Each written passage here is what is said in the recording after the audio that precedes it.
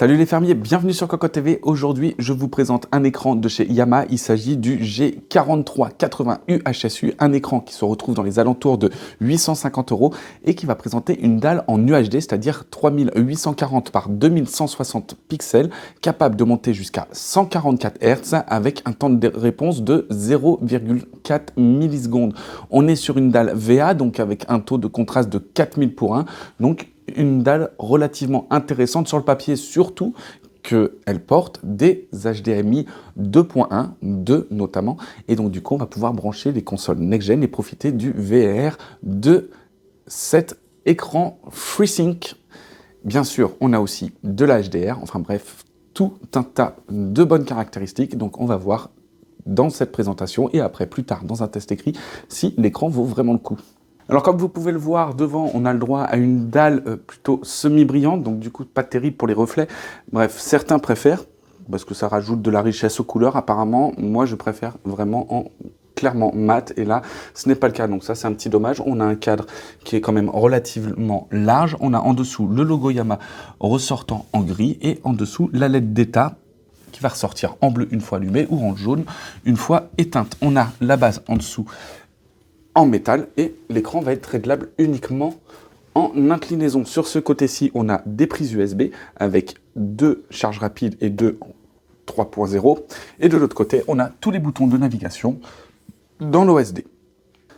Alors sur le derrière, on n'a vraiment pas grand-chose à dire puisqu'on a un carénage qui est totalement plat avec juste quelques mèches d'aération ici. On a les 4 trous pour le VESA en 200 par 100. On a la connectique ici avec 2 DisplayPort, 2 HDMI, une prise casque. Et de l'autre côté, on a la prise secteur. On a aussi un cache-câble ici. Là, on retrouve des vis pour défaire le pied et pouvoir le mettre en VESA. Et enfin, dernier petit détail, ici vous avez un petit trou et on va pouvoir fixer un support de casque sur l'écran. Petit tour vite fait dans l'OSD qui va se faire à l'aide de soit les boutons sur le côté, soit la télécommande qui présente quand même pas mal de boutons et qui ressemble vraiment à une télécommande universelle. Donc on a au niveau des réglages, donc on a justement le réglage de l'image avec le contraste, la luminosité, l'overdrive, le color avancé, les commodes, la réduction du bleu, les réglages des zones sombres, l'HBR et le gamma. On a aussi donc la source d'entrée, donc en automatique ou manuel, et bien sûr les 4 sources avec les 2 DisplayPort et les 2 HDMI en 2.1. On a aussi le réglage de l'audio avec le volume et le mute. On a sauvegardé les réglages, donc on va pouvoir sauvegarder tous ces réglages dans plusieurs endroits différents, donc du coup avoir plusieurs pré-réglages prédéfinis choisis par l'utilisateur. On a aussi le réglage des couleurs avec la température couleur, le réglage en 6 axes et bien sûr le réglage RGB. On a aussi les réglages de l'image avec le e-style couleur, la technologie X-Res, les aigus ou les doux, donc la netteté en fait.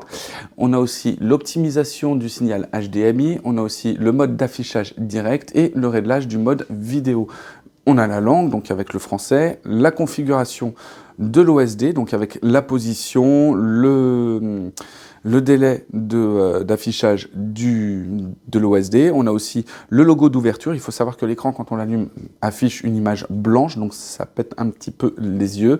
On a aussi l'activation ou la désactivation du HDR, du FreeSync, des LED aussi, de la LED d'état bleu que vous voyez en dessous si jamais ça vous gêne, le DDC-CI et l'USB en mode veille. On regrette juste un réglage qui permettrait d'agrandir l'OSD quand on est justement dans l'OSD, donc quand on est dans un canapé et qu'on a pris un peu plus de recul. Alors bien sûr, après on a aussi les informations, donc là en UHD en 120 Hz par le DisplayPort et la réinitialisation.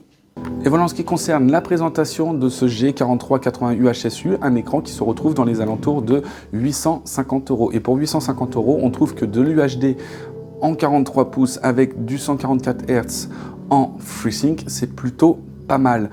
On a aussi le 0,4 millisecondes qui permettent aucun ghosting.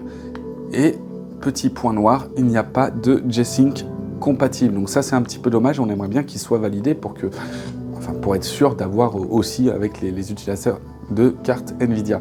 Pour le reste, on est quand même sur un très bon écran. On regrette juste de ne pas avoir pu le passer à la sonde puisqu'il est trop grand et que la sonde ne plaque pas sur justement sur l'écran, et donc du coup on n'a pas pu avoir les résultats. Ceci dit, au premier coup d'œil comme ça, les couleurs sont plutôt riches et belles.